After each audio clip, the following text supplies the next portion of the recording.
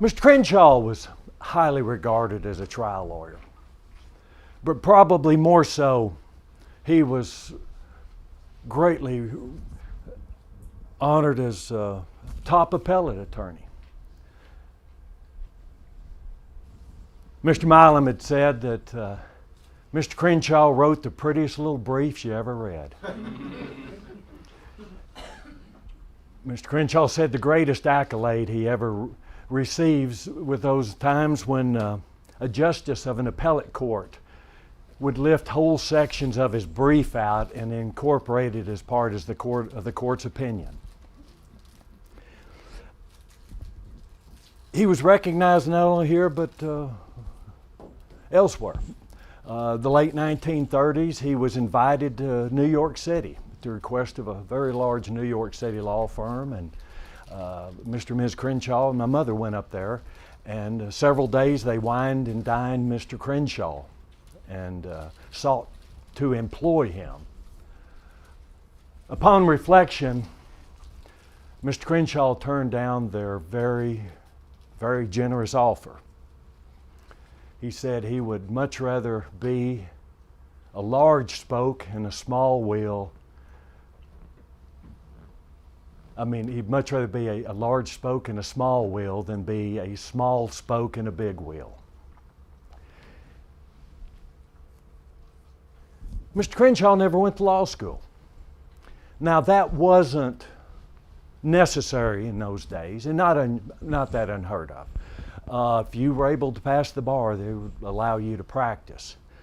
Those that didn't go to law school, they did what they read the law. Most of those worked for law firms, and they would be what we would call law clerks, and few were maybe interning with a judge, but Mr. Crenshaw did neither. He worked for 15 years as a court reporter for a law firm in Fort Worth that just handled defense cases for the railroad company. And he taught himself his own brand of shorthand that nobody else could read, and he had a typewriter, and he just learned how to transcribe depositions. And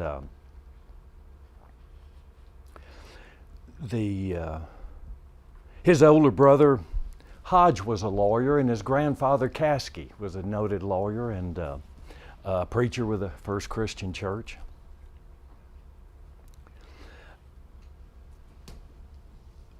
Not only did Mr. Crenshaw not attend law school, he never went to college.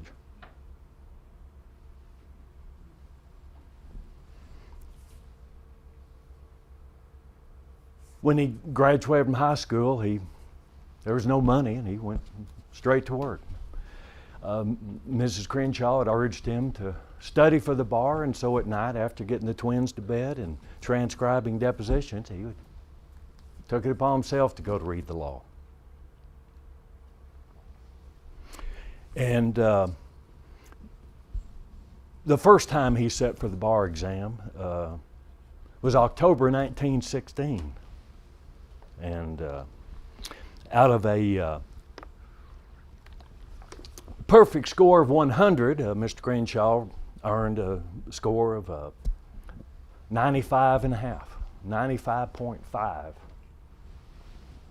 out of 100. That was the highest score on the bar exam in 1916.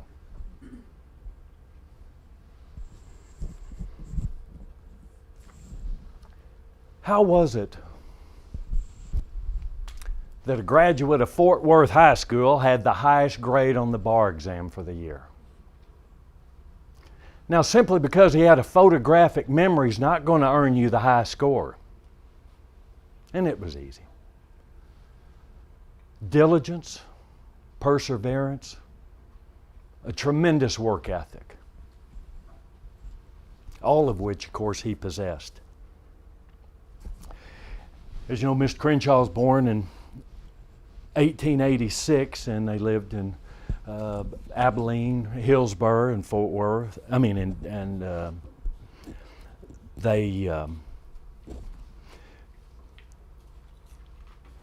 when he was about 10 years old, his older brother, Hodge, had gotten real ill, and during the night, and his mother told him to go summons the doctor. So, of course, he got his halter, went out there and caught the horse in the backyard and took off to go and fetch the doctor. And apparently the horse decided to go underneath the clothesline, and Mr. Crenshaw and the horse were separated. But and after that time, he seemed to have no love for horses. But to put that in perspective, the mass-produced Model T Ford didn't come out till 1908. Not until Mr. Crenshaw was 22 years of age. When he was in high school, he participated in sports, in football and baseball, and graduated at 15 years of age. And then, as I said, there's his father had suffered severe economic setbacks, lost his businesses, and so there was no money for Mr. Crenshaw, so he went straight to work, 15 years old as a court reporter, and carried on that fashion for 15 years. He got a deferment in World War I. He was supporting his wife and 3 children at the time, his mother and father, and several foster sisters. And they all solely depended upon him for his court reporter salary. Of course, passed the bar in 1916, and he moved to Hillsborough. They had lived there for a while, and entered into a partnership with Mr. Dupree, and they continued in the practice of law for another 48 years.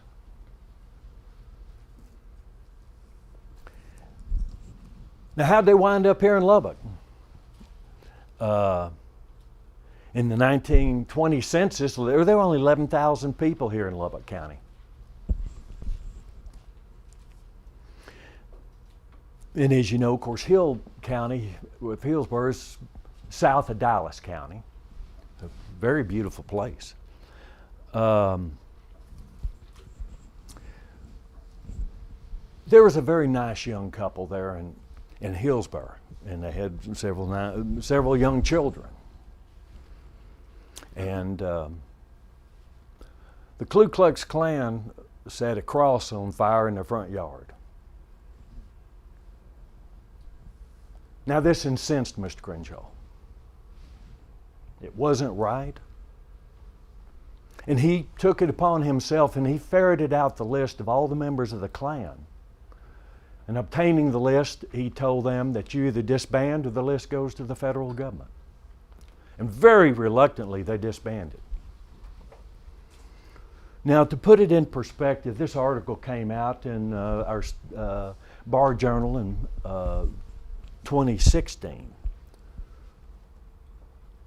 In 1923, there were 150,000 members of the Ku Klux Klan in Texas. These weren't just a bunch of right-wingers, kooks that were out there at night running around with bed sheets. The mayors of Dallas, Fort Worth, Wichita Falls were openly Klan members. Our Congress in Austin was controlled by the Klan. Senator Robert Byrd, longest member Senate, serving member of the U.S. Senate, was a Klansman, as was Justice Hugo Black of the United States Supreme Court. In those days, the Klan was the establishment. And there's very hard feelings with Mr. Crenshaw taking on the establishment. But that and him getting thrown in jail probably was the impetus for him leaving. And in 1923, he got appointed to represent a defendant in a criminal case. The defendant had been charged with murder, Mr. Simpkins. Mr. Simpkins, a dating young lady, and her father did not approve, and the father, Mr. Simpkins, had very harsh words, and there were some threats made. Mr. Simpkins, one afternoon at a construction site, pulled out a gun and killed the father. Upon trial, the defendants asserted that not guilty by reason of self-defense. Mr. Crenshaw put on the medical attendant and asked him if he had treated Mr. Simpkins. Yes, right after the shooting, yes. What did you treat him for? Well, he had a large gaping hole in front of his head and blood coming down his face. He said, did Mr. Simpkins say anything to you? Yes, he did. What did he say?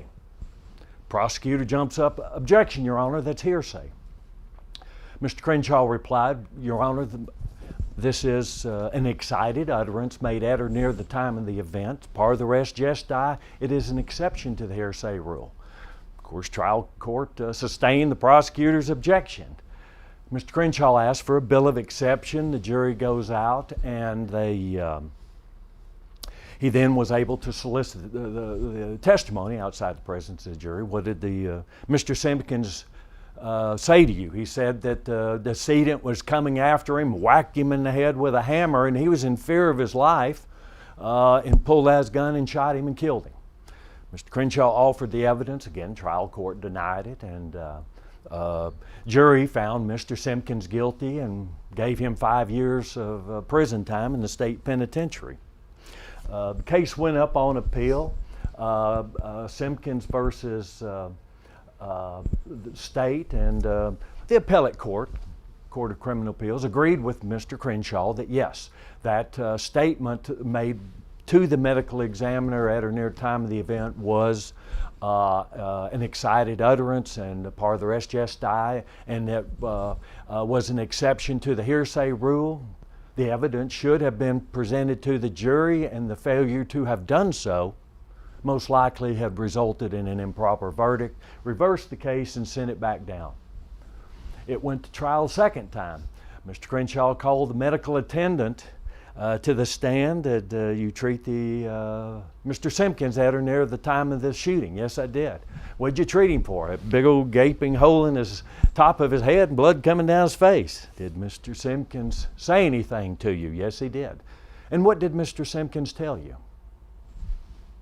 Prosecutor jumps up again, says, objection, Your Honor, that's hearsay. Of course, Mr. Crenshaw said, well, Your Honor, that's an excited utterance, statement made at or near the time of the event, par the res gestae, and therefore it's an exception to the hearsay rule. And of course, the trial judge sustained the objection. And Mr. Crenshaw said, well, Your Honor, this very matter was made the subject of the case of State versus Simpkins versus State, where the Court of Appeals had indicated that evidence was admissible and it was a reversible error to have excluded the testimony. And the trial judge said, Mr. Crenshaw, you don't need to be citing me that case. I'm well aware of it. And he said, furthermore, I don't think much of that Court of Appeals decision. Okay, so Mr. Crenshaw then requests that he be able to take a bill of exception. Trial judge said, sit down, Mr. Crenshaw. And he said, well, Your Honor, to preserve the evidence that the Court of Criminal Appeals will look at, I need to take a bill of exception. And what that is that when the judge is excluding testimony, they get the jury out and they have to elicit that testimony to get it into the record so that the Court of Criminal Appeals can review and determine what it was that was excluded. And so if you don't get that testimony into the record, there's no preservation of error. So Mr. Crenshaw said, well, Your Honor, I would request that I be allowed to take a bill of exception. He said, Mr. Crenshaw, if you don't sit down right now, I'm going to hold you in contempt of court. Now, under our rules, if Mr. Crenshaw had sat down, he would have absolutely waived his right to preserve error, because he has to stand on his feet to make an objection. and needed to make an objection and asked the village. Trial judge trying to put him in a bind, trying to get Mr. Crenshaw to waive the preservation of error. And again, the third time, Mr. Crenshaw said, well, Your Honor, I'm being very respectful to the court, and I do request that I be allowed to take a bill of exception. Of course, trial judge said, Mr. Crenshaw, you're in contempt of court, and I hereby fine you and demand that the sheriff take you off to the jail. And so, as Mr. Crenshaw was packing up his things and the sheriff was attending to him, there was a soliloquy with the trial judge. Said, okay, Mr. Crenshaw, I'll tell you, if you will come and apologize to this court, I will not hold you in contempt. And of course, Mr. Crenshaw said, I'm not, Your Honor, I'm being very respectful to this court, but I will not apologize. I have nothing to apologize to this court for because I was merely doing my job for the benefit of my client. So, sheriff, take him to jail. Now, in those days, the jails were two-story buildings, and you would have the sheriff's office on the first floor, and the second floor you got the jail cell, and the sheriff and his wife would live in an apartment on the second floor. And so, sheriff took Mr. Crenshaw to jail, and you would not have found a more courteous, respectful person than Mr. Crenshaw. And the sheriff wasn't going to throw him in the slammer. He knew that judge was a petty person and a bully and a tyrant and was just trying to intimidate Mr. Crenshaw, who stood up to him. So the sheriff and Mr. Crenshaw, they're sitting around the office visiting, and sheriff went back there to the evidence room and broke out a bottle of bootleg whiskey, and I'm not sure, but maybe Mr. Crenshaw and the sheriff may have had a sip or two. And so anyway, a little bit here, they heard something. The sheriff went out there and looked out the window, and here came a large number of the congregation of the First Christian Church to console their brethren who had been properly incarcerated by that tyrant of a judge. Sheriff said, Charlie, come on, let's go. Where are we going? Come on, Charlie, go. So he escorted Mr. Crenshaw up the stairs to the jail cell so that he could, in fact, converse with his members of the First Christian Church from the second floor through the bars of the jail so that they would not have been able to detect the odor of strong drink on his breath.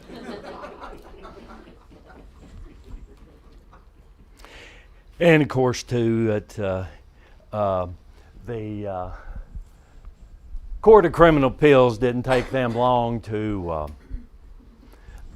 reverse the trial court's holding of contempt and fairly publicly rebuked the trial judge. And so Mr. Crenshaw then was promptly let out of jail.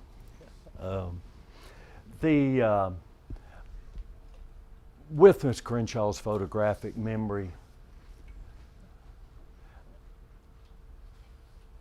no doubt that he was well aware of Proverbs chapter 31, verse 8 and 9. Speak up for those who cannot speak for themselves. Ensure justice for those being crushed. Yes, speak up for the poor and helpless and see that they get justice. Well, Mr. Crenshaw, of course, moved to Lubbock in 1926 and went to work with Senator Bledsoe. And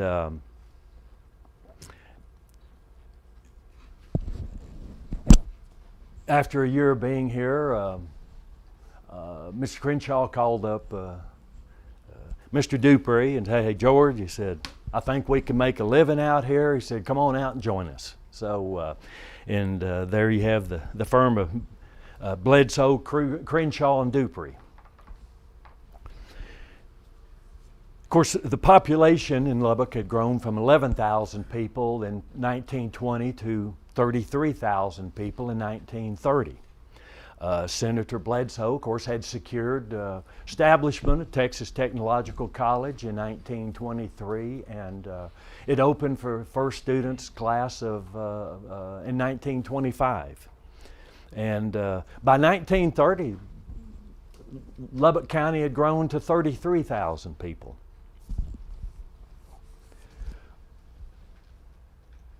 The most famous trial in those early days was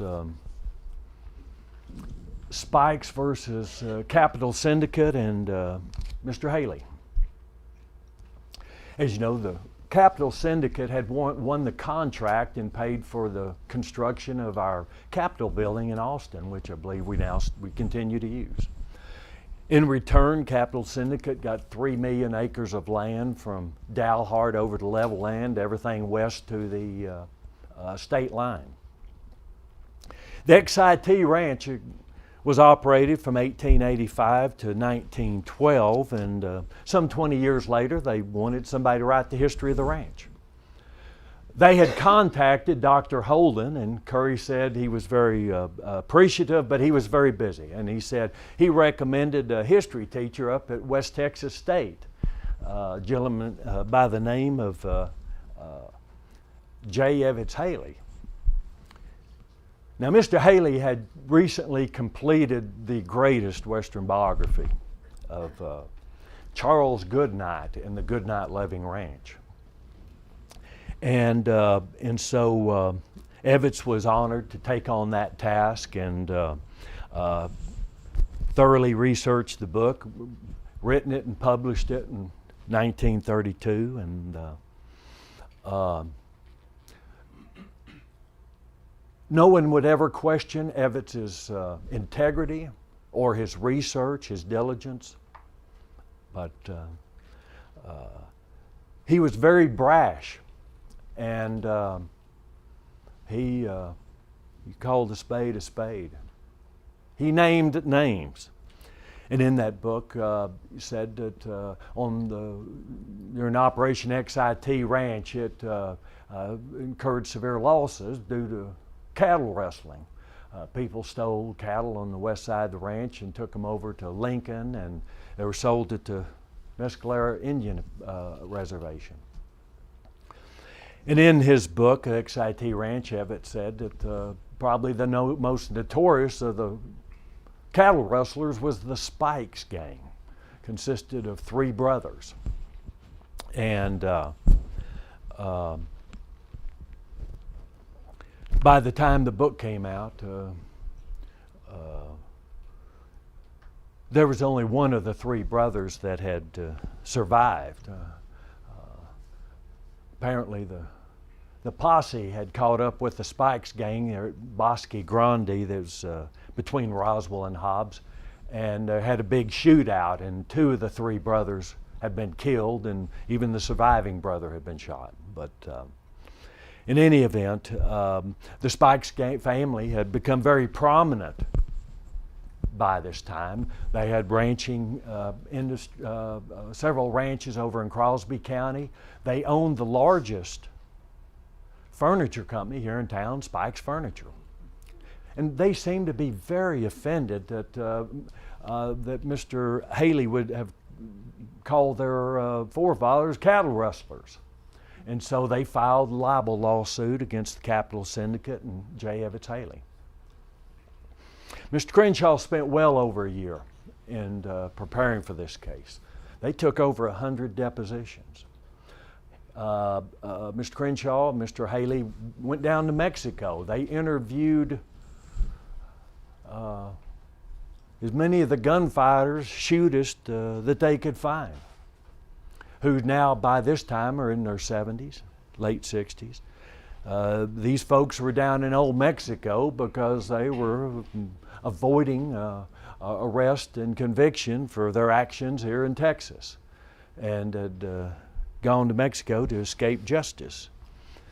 One of the witnesses they found is a gentleman by the name of Cabe Adams. And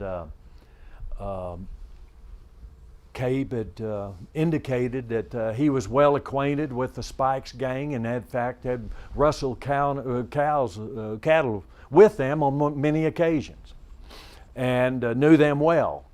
But at some point they had had a falling out, and he said he would be most willing to come and testify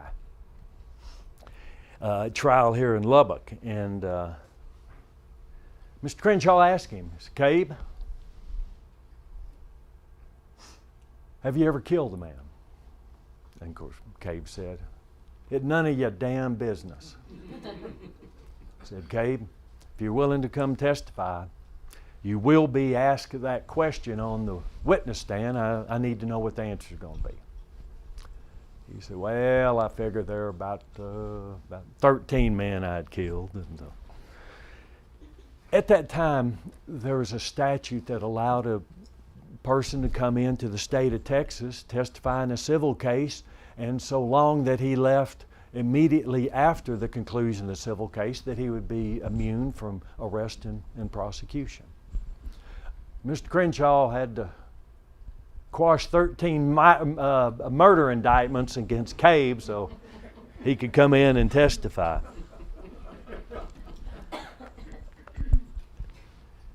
Before the case went to trial, Mr. Crenshaw received a very credible threat that if he carried on with his trial, he would be killed. Upon hearing this, Cabe went to Mr. Crenshaw and offered him his pistol. Mr. Crenshaw, I don't know how to use a pistol. He said, oh, that's all right, Charlie. He said, just shoot him in the guts. He said, that'll tend to discourage him. But Mr. Crenshaw politely refused the request for a pistol, so Cabe Adams appointed himself as Mr. Crenshaw's bodyguard, went with him the whole time that everywhere he went during that time for the trial. They were explaining the common law to Mr. Adams and said that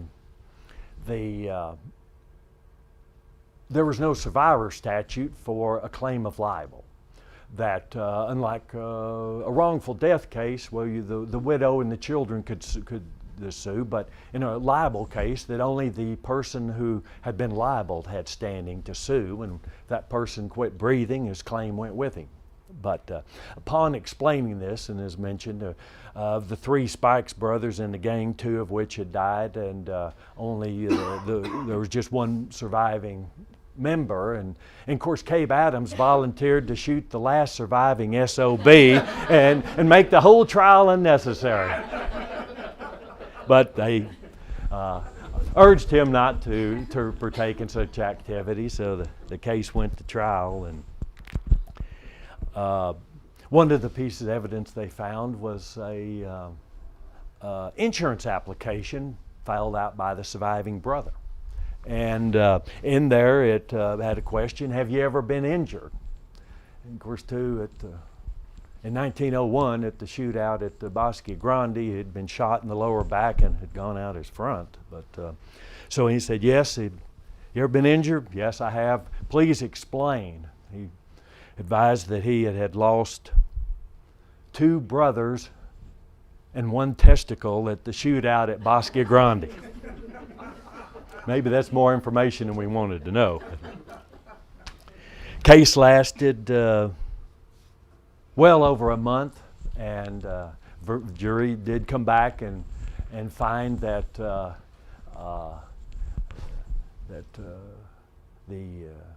defendants were correct, that truth was absolute defense, and it was a complete verdict on behalf of the defendants. And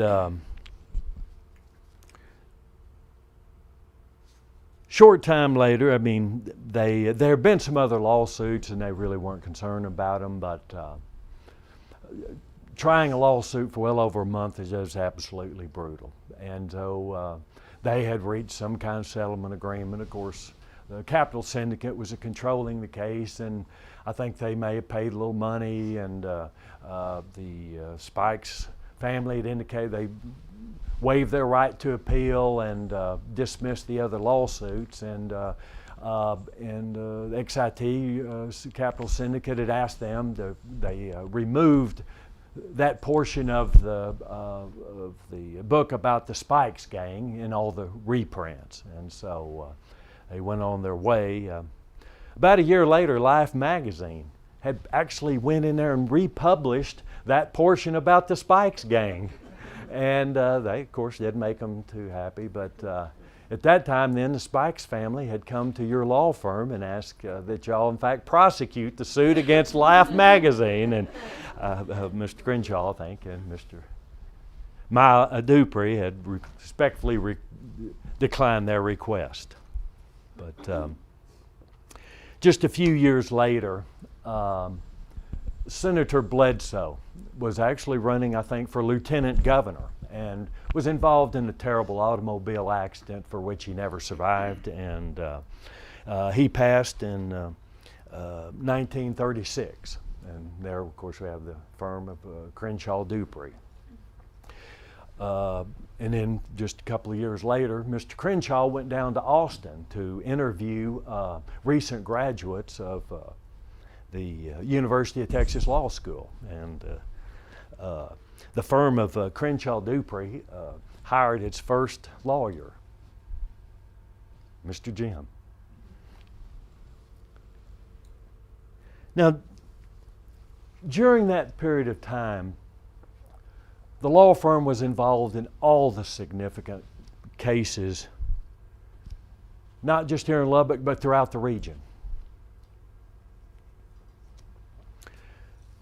Mr. Crenshaw and Mr. Dupree made a very, very competent team of lawyers. Now, those two guys were very much dissimilar. There was not much anything about them that was in common. Mr. Dupree was very much the extrovert, very gregarious, and loved people, and everyone loved him. He had a tremendous ability to know names and faces. In fact, he would always do the voir dire exam.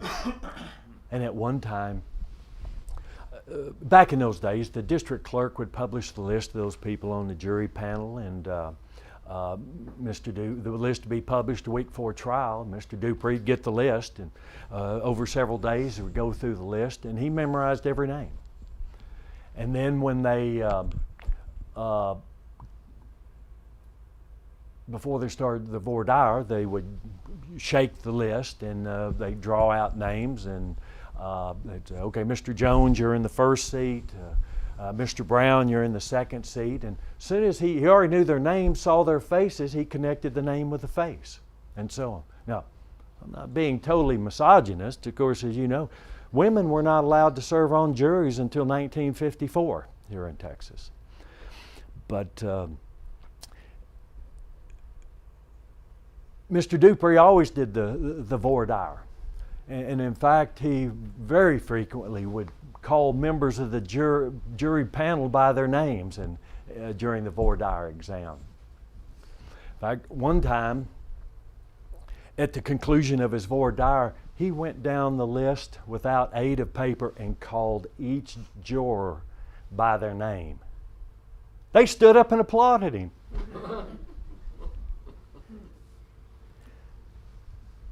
Mr. Crenshaw was very much the introvert.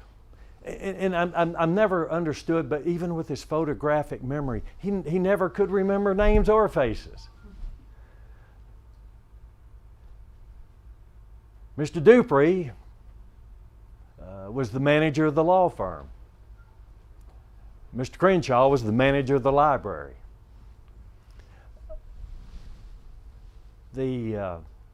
Mr. Crenshaw would do the opening argument. Ladies and gentlemen of the jury, this is the evidence that we believe that you will see at the trial. They would split witnesses on direct exam, their own. Mr. Dupree did all the cross-examination. Any of the experts were always handled by Mr. Crenshaw. And there were more than several doctors who said they would rather have been examined by Mr. Crenshaw than any other lawyer. They said, first of all, they thought he knew more medicine than they knew. But he knew how to ask questions so succinctly and so precisely that it elicited the testimony that these doctors wanted to get before the jury. But Mr. Crenshaw handled all the experts. He also prepared the briefs of legal issues that might arise, expected to arise during trial, argued the legal motions, and he prepared the jury charge, which is a very difficult task. But that's the questions that the jurors would be answering based on case law, and that would determine the verdict. Mr. Dupree always did the final arguments.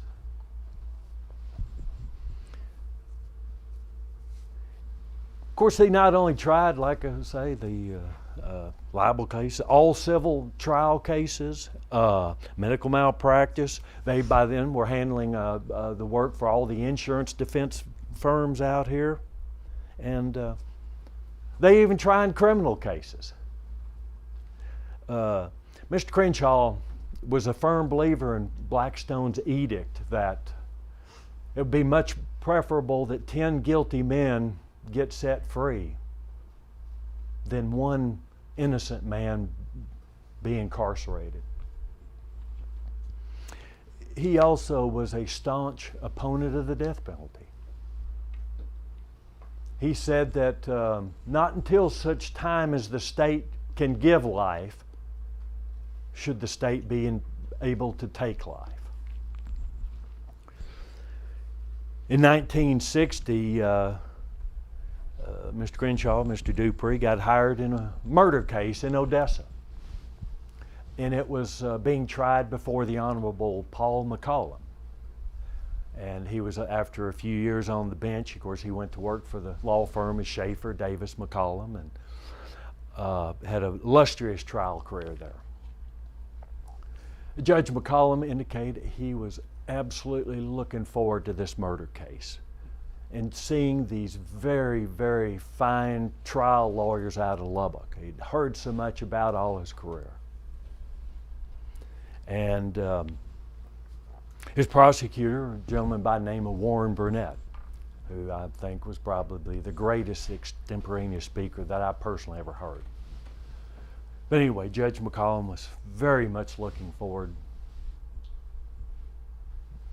to the trial. And facts of the case, undisputed and very set forth. The defendant, an older gentleman, had taken a younger wife, and the younger wife had taken on a suitor. And that seemed to displease the defendant, the husband. And one evening, the younger wife and the suitor were leaving a movie theater, and as they came around the corner, they encountered the husband and his double-barrel shotgun, and the suitor was no more. And so the case went to trial, and Warren Burnett, no one ever accused him of being patient. He put on a couple of eyewitnesses, a medical examiner that the decedent had died of blood loss due to the shotgun blast, and rested. Mr. Crenshaw, Mr. Dupree, in presenting the case on the behalf of the defendant, they called the defendant's preacher to the stand. You know the defendant, known him years and years, and talked about what a great gentleman, fine gentleman he was, and how this incident was so completely out of character. Called several deacons of his church, called his business associates, his neighbors, his family members. By this time, Warren Burnett's got his sleeves rolled up. He's got his head on the desk. And Judge McCollum is saying, what are these old guys doing? They've lost it. You know, this is the worst presentation I've ever seen. He said, obviously, of course, the defendant's going to get convicted, but by dragging this thing on and on and on, he said, they're going to infuriate that jury and they're absolutely going to hammer the defendant with the punishment stage.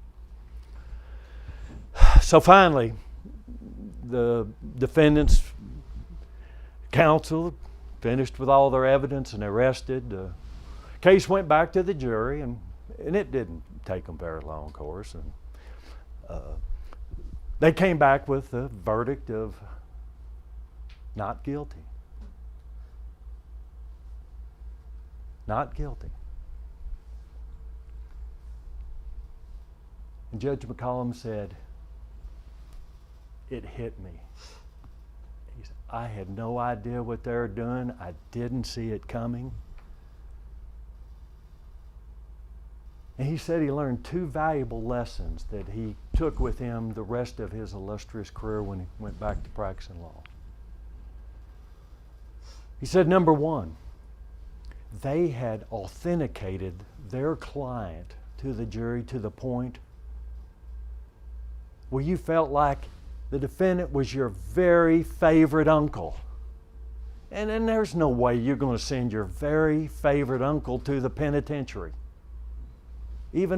despite what he had done. But he said, secondly, and more important, that jury is there not for you to entertain them. That jury is there for you to educate them about your case and what needs to be conveyed to it, no matter how long it takes. During trial, of course, Mr. Crenshaw is 74 years of age over there trying a murder case. And Uncle George wasn't too far behind. Mr. Crenshaw had gotten frail. Just a couple of years before, he had had throat cancer and had actually been cured. He'd gone to Mayo Clinic and received cobalt treatments, but he had gotten frail, and while he'd be sitting there at the counsel table, if his voice got a little raspy, the court's bailiff, he'd go over there and get a pitcher of water and pour a glass of water and come over and give it to Mr. Crenshaw and pat him on the back and ask him if there's anything he could get for him. And of course, this all occurred in the presence of the jury while testimony's going back and forth. But Mr. Crenshaw told Mr. Dupree that, that was it. He was not going to try another criminal case, that it was just way too much pressure at 74 years of age trying murder cases. But anyway, later on, a couple of years, of course, Uncle George couldn't stay out of that limelight and did get himself appointed to be special prosecutor in a couple more murder cases. But anyway, in his last years, Mr. Crenshaw was suffering probably the two worst afflictions that could ever have been imposed upon him.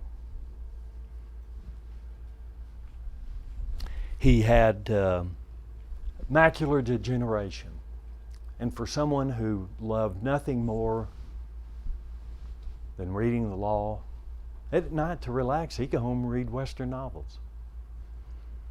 But he'd have to have a reading lamp that had real bright lights and had a huge magnifying glass, simply so he could discern the words on the pages. And probably worse than that, though, he had suffered from vascular dementia. He could tell that he's being robbed of his memories, and was very devastating.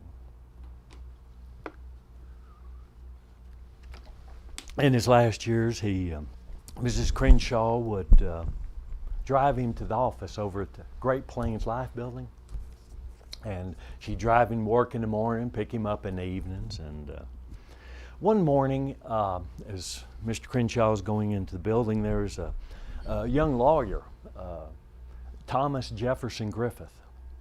And Tom was there to waylay Mr. Crenshaw. And so as Mr. Crenshaw entered, he said, Mr. Crenshaw, may I have a word with you?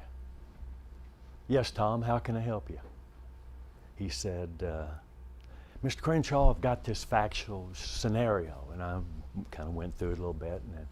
And he said, I've researched, I've looked, I just don't seem to be able to find any law in that case.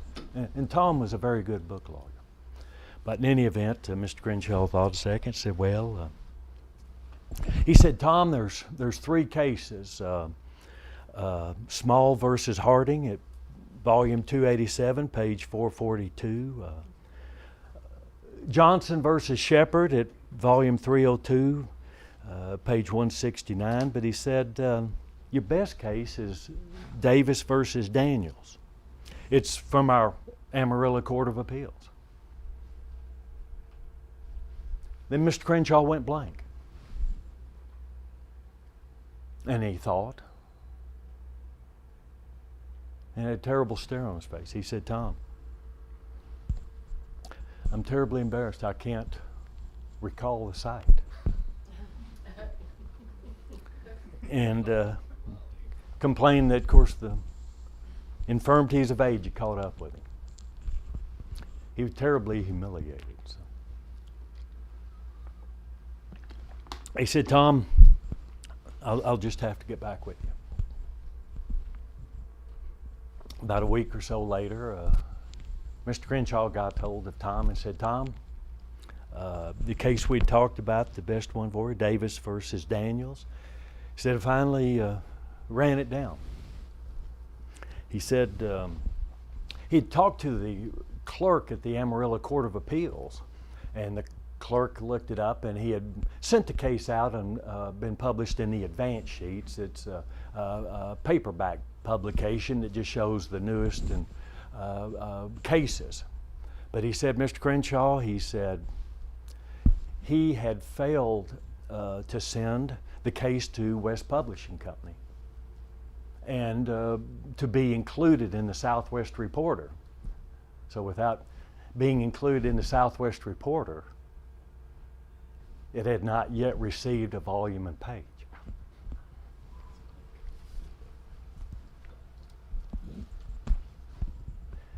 And there you have a glimpse of Mr. Crenshaw.